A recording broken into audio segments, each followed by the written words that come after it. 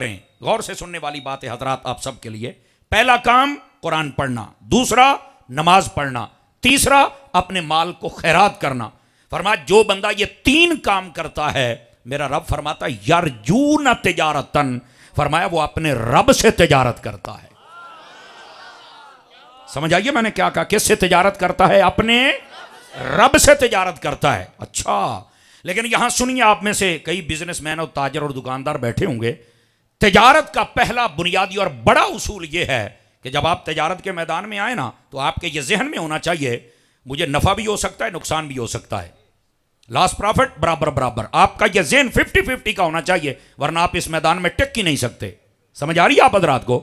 तो अब जरा अगली बात बड़ी समझने वाली है, और वो ये है कोई भी दुनिया की तिजारत ऐसी नहीं है जिसमें आपको 100% यकीन हो कि मुझे नफा ही होगा। हां, आपको कोई सब्ज बाग दिखला सकता है, लेकिन वो हकीकत नहीं होगा। सदके जाऊं अपने रब की रहमत पर।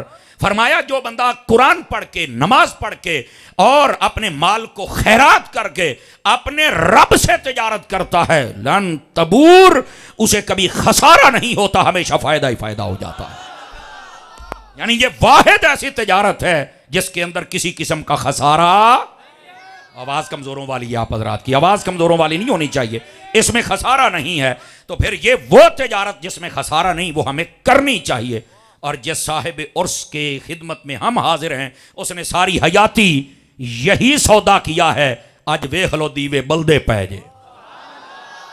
समझ आ रही है आप सभी हजरात की? अब आ जाइए जरा आयत के पहले हिस्से पर हम गौर करें। फरमाया जो कुरान की तिलावत करते हैं।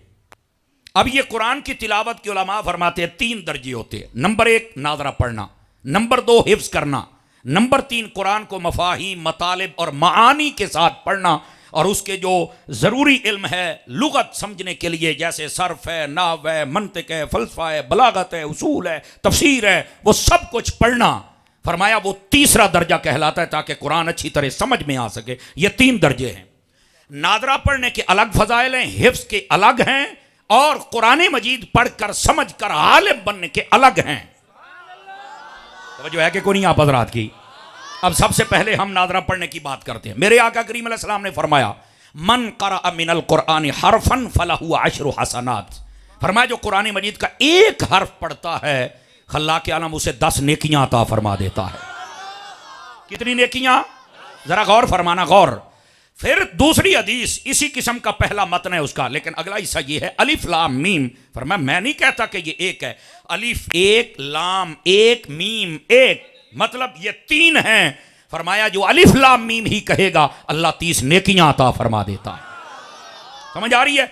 अब ये पहली हदीस थी, उसके मुताल्लिक का दूसरी थी, तो वो एक ही काउंट करें आप। अब दूसरी हदीस शरीफ, नबी रहमत अलैहि सलाम ने क्या फरमाया? आप फरमाते अस्सियाम वल कुरआन यशफआन लिल अब्द यौमल क़ियामा, रवाहुल मुस्तदरक। फरमाया लोगों कुरान भी पढ़ो और रमजान के रोजे भी रखो। क्यों? फरमाया क़यामत वाले दिन ये तुम्हारी शफाअत करेंगे। तवज्जो करना, यहां पर चूंकि अकीदे और मसलक का स्टेज है, तो साथ साथ में ये ट्यूनिंग भी जारी रहेगी। फरमाया कुरान पढ़ो ये शफाअत करेगा, रोजे रखो ये शफाअत करे, पूरा महीना ये रमजान के रोजे ये शफाअत करेंगे। अब बाज ऐसे लोग भी दुनिया में पाए जाते हैं, न जाने वो किस नस्ल के हैं, जो कहते नहीं हजूर नहीं शफाअत करेंगे। मैं कहा पुत्र वंड करया कर, भी तेरी नहीं करेंगे, हमारी करेंगे। 5-4 बंदे चुप बैठे हो, जो कोई रिश्तेदारी है तो मुंह थल्ले रखो, जे है अपनी हजूर दे नाल ते बोलो। बोलना तो पड़ेगा ना आपको, जागे तो सही ना। अब इस बात को समझिए, हुजूर अकरम अलैहि सलाम क्यों नहीं शफाअत करेंगे? ये कुरान किसके सदके में मिला? बार बार कहना ना पड़े, कुछ बातें दिल से सुनने वाली होती हैं। हुजूर के सदके में। रमजान किसके सदके में मिला? हुजूर के सदके में। जो हुजूर के वसीले से शय आए वो तो शफाअत करेगी, बता मुस्तफा नहीं करेगा? खुदा के बंदे। और जब मेरे आका करीम अलैहि सलाम से पूछा गया आप कितने लोगों की शफाअत करेंगे, तो मेरे आका अलैहि सलाम ने यह तो नहीं ना फरमाया था कि क़यामत दा दिहाड़ा होना है, मैनू केड़ा पता है, मैनू कोई इल्मे गैब तो नहीं, लोग मैं तो कल दा नहीं पता, मैनू तो दीवार दे पिछे दा नहीं पता। वो चवल जेड़े बह के नबी पाक दा मकाम तोलदे ने, हया करो। आवाज कमजोरों वाली है आप हजरात की, जागो, शर्म करनी चाहिए। जब नबी की बात हुई तो ये कहना चाहिए सरवर कहूं के मालिको, मौला कहूं तुझे, बागे खलील का गुले, ज़ेबा कहूं तुझे और तेरे तो वस्फ है बे तनाही से हैं बरी, हैरान हूं मेरे शाह क्या क्या कहूं तुझे। समझ आ रही है ना। तो फिर आला हजरत की बोली में समझना चाहिए, पता तो चले बंदे दे पल्ले की है। रुमाल थल्ले हटा मुंडिया, रुमाल थल्ले हटा, तवज्जो से बोलिए सुभान अल्लाह प्यार।